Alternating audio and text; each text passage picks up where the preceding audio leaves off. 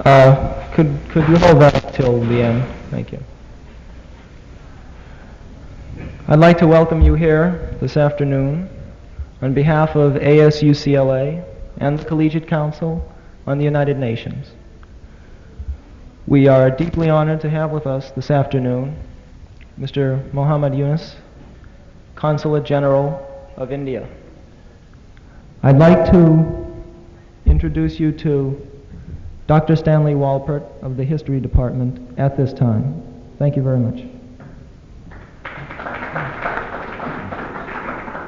Thank you, Don.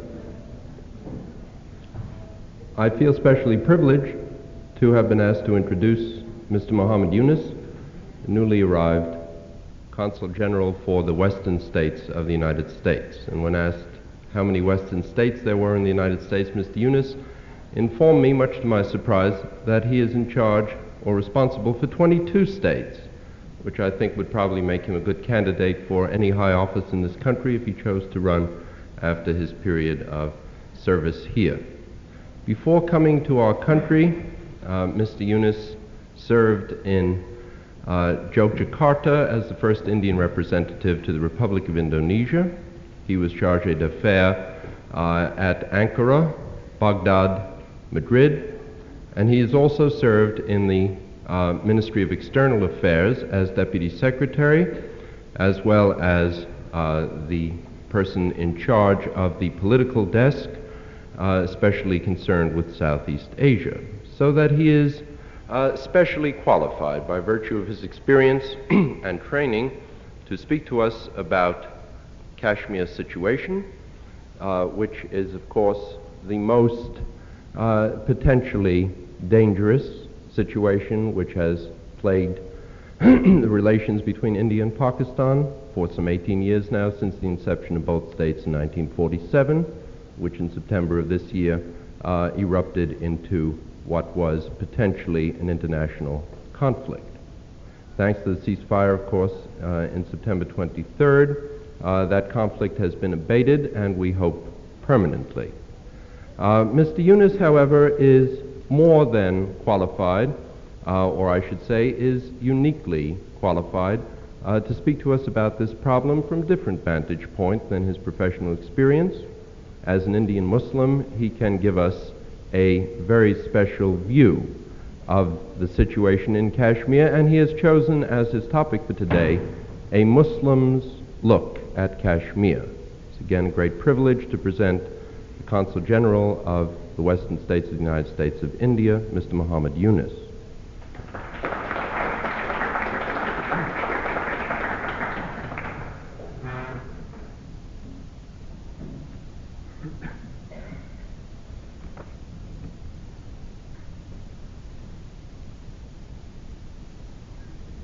Friends,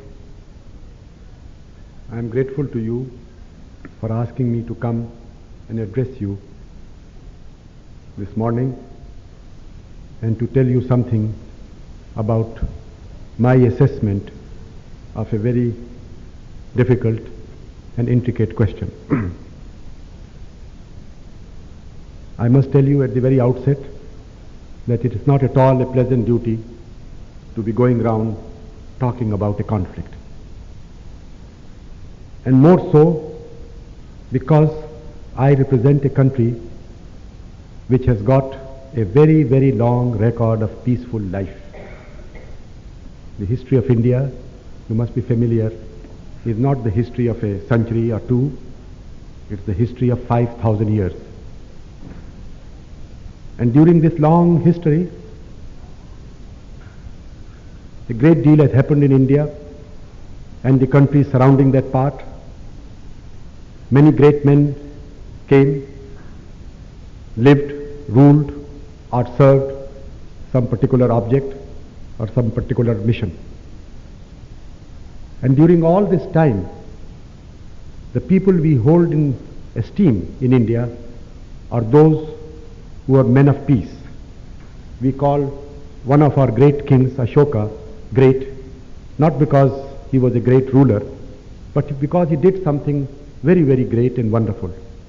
When he was waging a war, he won that battle in the south, And he got so disgusted with the sight of that bloodshed that he retreated. And in the hour of triumph, he spoke of peace. He sent out his ambassadors to Rome and to China and to other parts of the known world. We have also been proud of another great son of India, Buddha, again a man of peace. And I can go on giving you the instances of our esteem for men of peace. We produced the founder of a great religion in India, the Sikh religion. The founder was so great, so noble a man, that when he died, his followers started quarreling among themselves. Some said he was a Hindu, others said he was a Muslim, others felt something else. Because he had led such a wonderful life, he had been so nice to his followers who belonged to different religions, that they wanted to own him as their own. This was the history of the past. You come to the modern times and you see the two names associated with India, which comes to mind at once, is the name of Gandhi and Nehru. Gandhi fought against a great empire, the greatest over which the sun never set, peacefully, non-violently. He gave a new weapon to the world, a new technique to the world. And while we were fighting against the British, he told us that we are not against the British people as such, we only want to be free, and once that freedom is won, we will live in peace with the people of England and people of England, the Great Britain. And that we did. That in 1947, when India became free after a long struggle, where thousands of our sons and daughters had given their lives, we chose to become members of the Commonwealth. The other name associated with India in modern times is Nehru's name, who again pursued a policy of peace in keeping with India's traditions, non-alignment. He was the author of this new concept in international relations. He was maligned, India was maligned. We were called in the beginning by the Soviet Union as lackeys of imperialism. Afterwards, in America, one of your great sons described our policy as immoral. But we were so convinced about the righteousness and about the correctness of our policy that it didn't deter us. And we kept on following that path without realizing what others were saying about it. And we were so convinced that that conviction has been proved that both America and the Soviet Union regard that policy something very, very correct. This belief of ours was threatened some years ago when we were attacked by China. Communist China attacked us 3 years ago, and at that time, but for this policy, the whole world would have been confronted engulfed in a third world war. Because when two great countries like India and China go to war, the rest of the world cannot keep away. And because we had not taken sides, because we had remained non-aligned, and because even at that hour when our independence, where our freedom, where our integrity was at stake and was threatened so badly, our late Prime Minister spoke and told the nation that the time has come to prove that non-alignment is going to be our policy. So, my dear friends, you can realize that it is not at all a pleasant duty to come to you in a very lovely campus where you are pursuing your studies and to be talking to you about a conflict. But at times one has to perform unpleasant duties so that you may be able to see the truth. You must have heard of the conflict which was started. I will give the date 5th of August because that's the date accepted by the United Nations also for the commencement of these hostilities.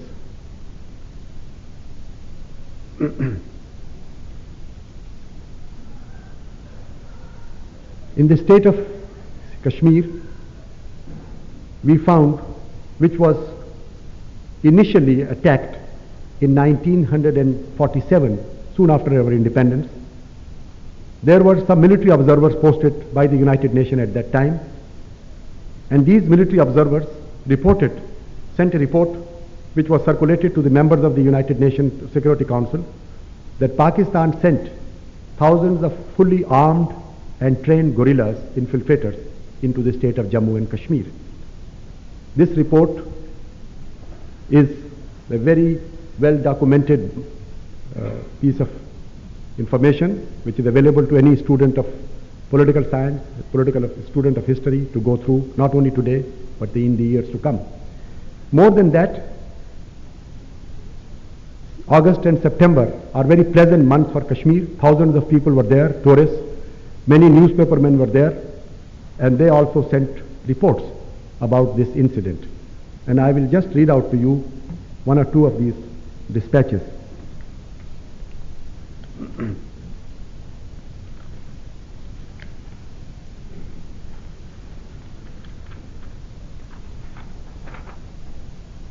The New York Herald Tribune of September 28 carried the following story. The hostilities in Kashmir began with an infiltration of guerrilla troops recruited as a matter of fact from the Pakistani army, though they wore different uniforms. The purpose of the guerrillas was to arouse the population and to liberate Muslim Kashmir from Hindu rule. The other dispatch is from an independent source. I have selected a Swiss paper.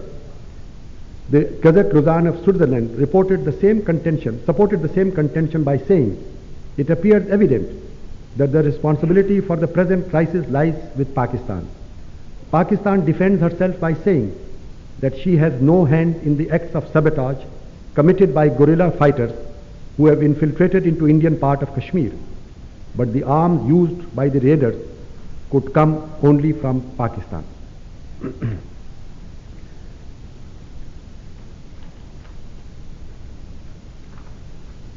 This is as far as the actual conflict and how it began.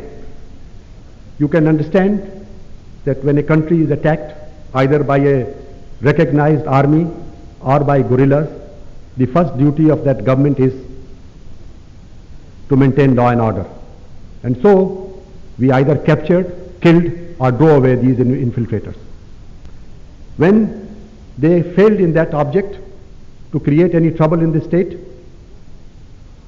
the next thing that happened was that so far these infiltrators were passing through the ceasefire line which came into existence when Pakistan attacked Kashmir first in 1947. There was also the international boundary between India and Pakistan, and we discovered that all of a sudden this international boundary was crossed with Patton tanks aided by Sabre jets and very, very sophisticated artillery. And mind you, all this equipment, will be of interest to my American friends, that all this equipment Pakistan had acquired some years ago for the containment of communism, because Pakistan was an ally of America in the various military pacts, and they had undertaken to take part in those greater strategy of the Western world for the containment of communism and particularly containment of China. And at a time when this aid was given to Pakistan, we protested to the American government that this was something very wrong. You were bringing the Cold War right to our borders. And we were told by no less a person but by the former president of your country, President Eisenhower, who said that if these arms are used against India, we will come to your help. This was an assurance given to us by President Eisenhower. And I'm sure he must have said it after securing assurances from Pakistan that they will not use it against us. But at that time, one of our leaders pointed out to America that so far no gun has been made which fires in one direction only. And we were told that you are unnecessarily worked up over this.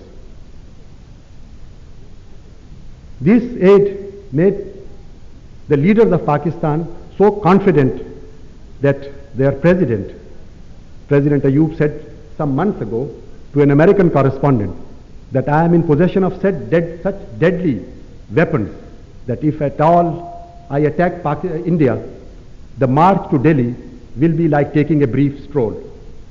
And in that connection, I will read out to you one or two quotations. Not only that the President of Pakistan said this, but some of the very important newspapers of the country, because the press there is very controlled. It's a basic democracy, you know, and a controlled democracy. So one of the papers echoed the same words of the President, and he said, in the event of war with India, Pakistan troops would march up to Delhi, would occupy the Red Fort, and hoist the Pakistan flag on the capital of India. So, my dear friends, you will realize that here was a country 1/5 my size, 1/5 my population, and yet thinking in these terms that they would go and attack India and capture it, just because they got aid on a very, very different grounds. Now, as students, you would like to know as to what is the reason why this conflict between two neighbors. And what neighbors? After all, the country was divided only 18 years ago. Before that, for nearly 5,000 years, as I said, this was all one entity. The people in Pakistan are no way different to me. All my relations live there. I come from that part. My brothers and sisters, I said, they live there. My father is buried there. My mother is buried there. So, and there are similarly thousands of Pakistanis whose fathers are probably buried in India, or whose mothers and sisters or brothers are living in India. You will be surprised to know that few months ago we had trouble in Kutch, where Pakistan violated our international boundary and crossed over. And when, thanks to the United States and the United Kingdom, a ceasefire was brought about, and the two persons who signed that ceasefire agreement, one from the side of Pakistan, the other on behalf of India, one was Arshad Hussain, the other was Azim Hussain. Two real brothers, one representing India, the other representing Pakistan. So that you can imagine what kind of separation we have had. Two brothers sitting, signing a ceasefire agreement between two countries. During this conflict with Pakistan, the first man who was given the highest award by India, instead of Victoria Cross, which you all probably have heard of, we have instituted a new award for valor and bravery, and that was given to one of our Muslim soldiers who destroyed 3 Patton tanks with his own hand grenades. So that it is not at all a very, very easy affair or a simple affair, as people have tried to sometimes say, that India is a Hindu country and Pakistan is a Muslim country. It is not at all correct, because there are 60 million Muslims in India, more than the entire Middle East put together. They don't count for 60 million. And there are in India 60 million of them. And mind you, these 60 million people, sometimes it's very odd, and it pains us when we hear the minute an Indian Muslim gets up in the United Nations to defend India, the Pakistan leaders at once say, oh, he is a stooge of India. He has been paid for this, as if the Pakistan foreign minister is paid by God Almighty. He is also paid by some exchequer. Every government is paid, every government has these people. But if an Indian Muslim gets up to defend India in the United Nations, at once he is accused of being a stooge. But if a Pakistani foreign minister, who I can also call him a stooge, because 15 years ago he had no status, he was just a student in Berkeley, he got a job in the embassy as an attaché, then he went and got a very temporary little job in Pakistan, and suddenly there was a coup d'etat, a military fellows got hold of the power and found him a fit person to become their foreign minister. So I can call him a stooge, and he is paid by not God Almighty or Prophet Muhammad, but he is paid by a government. Every government has its own people, but the minute a Muslim defends India, he is accused, as if it is an act of treachery to love your own country. And I am amazed about this attitude. Instead of feeling happy, as I tell you, I have represented India in many countries during the last 18 years. I have represented India in Muslim countries, in Catholic countries, in countries in America, which is neither Catholic nor it's a decent country. And I have been sent not because I am a Muslim, but probably because I am a capable person for this job. That's all. But the minute I go to a Muslim country where I was sent to Turkey, I will tell you this very interesting story. I was told, my Pakistan friends there from the embassy said, oh, he is a stooge of the Indian, he is a show boy. So I told my Turkish friends that if my country doesn't have faith in me, then you will say Muslims are not trusted. When my country sends me out as a charge d'affaires to open an embassy in a Muslim country, then I am a stooge. Please tell me, what should my country do? And they were surprised, because they themselves told me, many Turks, that yes, we had minorities in the past, we had Armenians, we drove them away, and we cannot think of making an Armenian our ambassador anywhere in the world. But India has chosen to send you out to open an embassy and to give you so much faith, put so much faith in you. Something must be very wonderful, that in spite of partition, they have so much faith in Muslims. And mind you, my dear friends, I am not the only one. Our ambassador in Japan today is a Muslim. Our ambassador in Germany was a Muslim. Our ambassador in Paris till 3 months ago was a Muslim. Our ambassador in several other countries, which are Muslim or non-Muslims, are Muslims. Our ambassador to this country was a Muslim till a year and a half ago, Mr. Chagla. Probably any country will be proud of a man like that. He is one of the most capable sons of India. And when he was chosen to be our ambassador in United Kingdom, he went to England. We didn't send him to Cairo or to Iraq or anywhere. No, he was considered fit enough to go and represent us in the most important capitals of the world. And today he is our Minister of Education for the whole education of India, for the whole country of India. And when he comes to defend us in the United Nations, a person who has got no background, he gets up and calls him a stooge of India. That is our tragedy, my dear friends. And it's a very, very painful thing to realize that such things can be said in a country, especially in America, where people know what is democracy, where your country knows how difficult it is to integrate all the elements that go to form this country. We are going through a very, very difficult process of assimilation. Our country is one. In your country, you received immigrants from various capitals of countries of Europe, but they had something in common. In our country, we have got to integrate men of all faiths. There is not a single religion in the world which is not represented in India. Whether it is Hinduism, Islam, Buddhism, Christianity, every sect of Christianity, Jews, Parsis, Jains, Sikhs, and there is practically not a single creed in the world which is not represented in India. And we are trying to make all those people into one single unit known the Indian nation.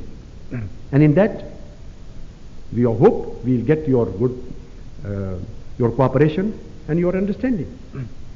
Now, in regard to the cause of our troubles between India and Pakistan, I can assure you one thing. It's nothing to do with Kashmir or any other part of the territory. The differences are ideological. The differences are very, very fundamental. The country was split up 18 years ago because the leaders of Pakistan said that Hindus and Muslims are two nations and they can't live together. Now time has proved that they were completely wrong, because in spite of partition, 60 million Muslims chose to make India their home. So that thesis has proved wrong.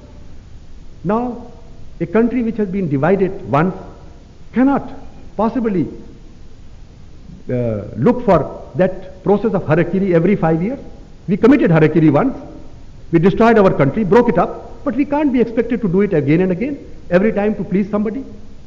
So that today you give away Kashmir, tomorrow you give away Kutch, third day you give away something else. Where will be the end? And what is more, when you are dealing with people, I have heard it many times, because as I said, I come from that part of what is Pakistan. I have heard it many times, saying little children being in the schools are taught that I can say it in Urdu which you won't understand, but the idea was that we took Pakistan by joke, we will take India by force. Hans ke liya Pakistan, lad ke leke Hindustan. that we took Pakistan by laughing, just by in fun, and we'll take India by fight. Now, when such is the theme, it is nothing to do with a particular difference of over territory. It is an ideological difference. India believes in a secular democratic state where every man and woman has equal rights, where everybody is in law, everybody has got equal status, unlike Pakistan, which came into existence on the basis that Hindus and Muslims are two nations, and the entire nationhood is based on this very antiquated medieval concept of religion.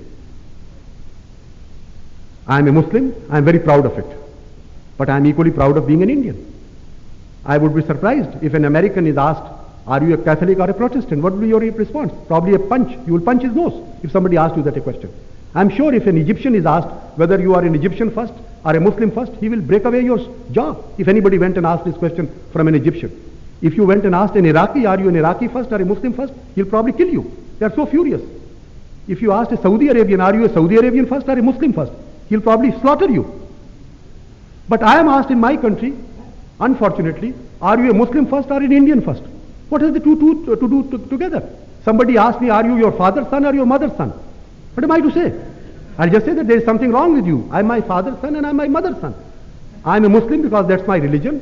I'm an Indian because that's my nationality. What have the two got to do together? Islam doesn't mean that every Muslim has to go and live in Pakistan. In that way, then the whole of the Muslim world should be associated with Saudi Arabia because that is our sacred place. Makkah and Medina are there. Then there should be no Muslim country, no Pakistan, no Afghanistan. Everything should become one. How is it that Pakistan should lay claims to any part of territory in India which has got more Muslims? There are 60 million Muslims in India scattered all over the country. If they want Kashmir just because there are few more Muslims, then what about the rest of the Muslims? That way then probably some other country can say that whole of Pakistan should get associated with us because we have been an older country. Afghanistan can say that we have been in history for 2000 years. What is the need for Pakistan? It should become part of Afghanistan. So then there is no end to this kind of argument. And what is more, this is something which was very, very medieval. We have paid the price for it.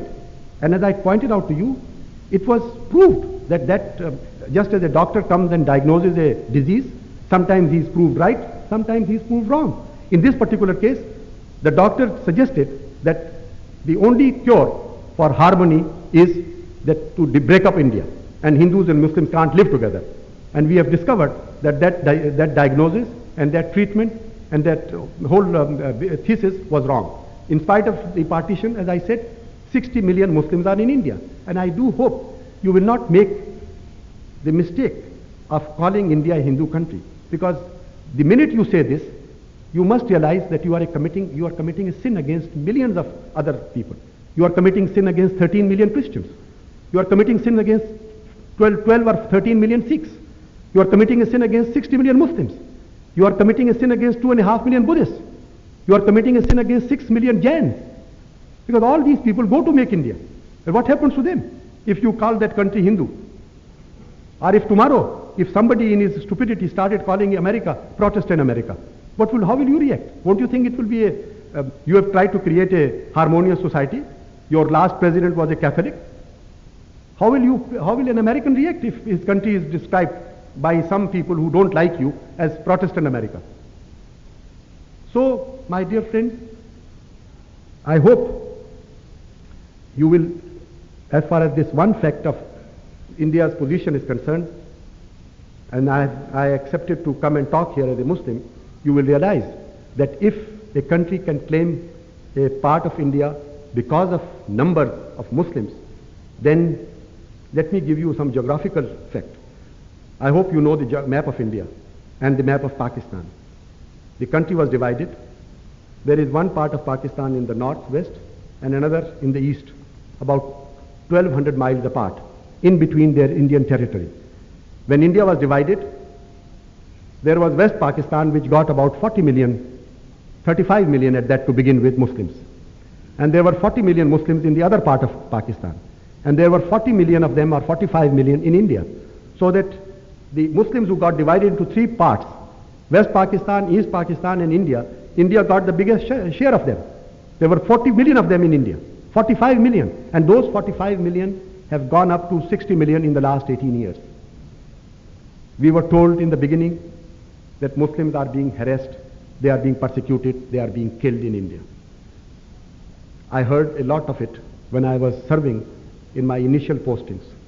And at one place, I went to the Prime Minister of this Muslim country, and I told him I hope you won't mind my giving you some of these. This is no longer inside stories. This can be called this was top secret at that time, but it's no longer top secret now. And I told him very humbly, I said, Your Excellency, you have got very good relations with Pakistan. Please tell them one thing. Their newspapers every day report 2,000 Muslims killed in this city, 10,000 Muslims killed in such and such place, 15,000 Muslims killed in such and such place, 80,000 Muslims driven out of India into Pakistan, and all the rest. And I said the Hindus are a very calculating people. They are keeping figures of this in the newspapers. Every day they will say 2,000, 10,000, 20,000, 25,000, 80,000, and they will, after 4 or 5 years, they will make the calculation, and the calculation will come to 45 million Muslims. That 45 million have been exterminated. And when, God forbid, if at some time they do start killing us, and the Muslims in the other world, part of the world, get little agitated, and they start shouting about it, they will show these Pakistan papers to say, what are you talking about? These Muslims were killed 20 years ago. They have not been killed now. Why are you talking about? Why are you worried about? Well, you didn't say anything when they were being killed. Now you are telling us we can't put life into them again. So I said, Your Excellency, please tell them not to do this. Because the Muslims are there, they are living very happily and peacefully and growing very fast. And as you will see, the 45 million Muslims who were in India, they have now become 60 million. And probably in the next census which will be taken, there may be 70 million. Because we have got nothing else to do except go on producing children in India. Our population increases 12 million a year. Every year, a new country comes into existence. Because many countries of Europe are not even 12 million. And every year we produce one. And I was told that if there was a clock, world clock, showing the birth of a child, every second, it will be announcing the birth of 10 Indians.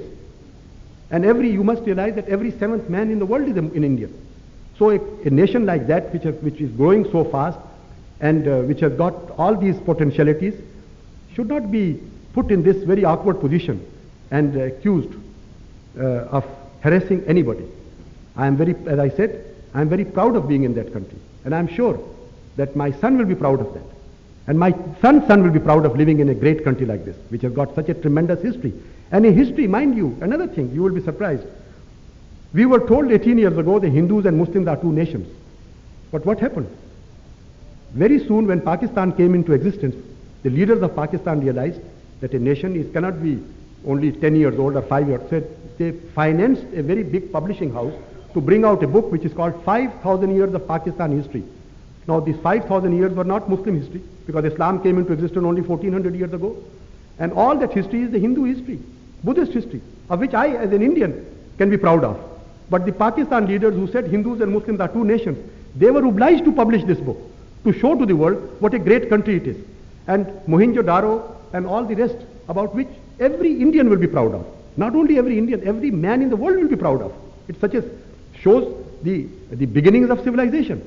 Because it happens to be in that part, well, it is being shown as history of Pakistan, and we feel happy about it. Because it shows that the people who created all that trouble, they realized the mistakes they committed. No nation can be created on the basis of religion. This is a completely outdated, outmoded, medieval concept which should have been buried long ago. And now they are trying to emerge out of it. But off and on, this kind of thing is said, and which creates a lot of tension and difficulties for everyone. I don't want to go into other aspects of this question, because I am told that you want to ask questions and I'll be at your disposal. But I do want you to forgive me for saying anything which you might consider an attack on Pakistan, because we have got nothing but love and affection for the people of Pakistan. As I said from the very outset, we are the same people. We have got our friends there. As I said, my own brothers and sisters live there. But the fact is this, that the differences are between a government in Pakistan which has never been elected. During the last 18 years, there has been never an election, and every government that has come there is a government of irresponsible people, as you can call it. because a responsible government, according to our concept, is one which is elected by the people. And we believe in it because they say that people can make mistakes, but they are never wrong. So we represent the people, and on the basis of that I can say we are not wrong. The leaders of Pakistan represent themselves, so they are making mistakes. That's all I have to say about it. Thank you very much.